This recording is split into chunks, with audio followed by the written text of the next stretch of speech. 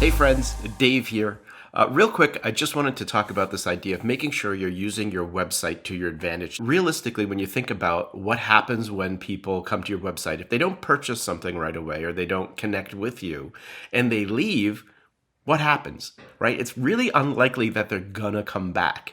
And so for this reason, it doesn't always make sense to focus just on the sale right away. You want to actually think about how can you provide something of value to the visitor of your website so that they get to know, like, and trust you.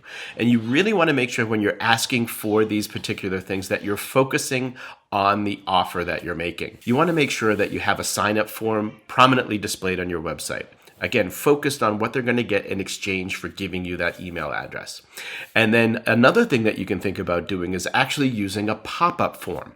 Now, I know a lot of times people are like, oh, I don't really like pop-up forms, but the reality is that they really work. And so what you want to do is you want to think about using these tastefully. And that means you can have some fun, you can add some personality to the messages that pop up, so it feels more like an enjoyable experience rather than something that's just annoyingly getting in their way. The other thing is you can also think about testing different offers by linking to a sign-up page. And this is something that you can create right within Constant Contact that allows you to create a separate page that you can have unique messaging on to get people to sign up or give you information.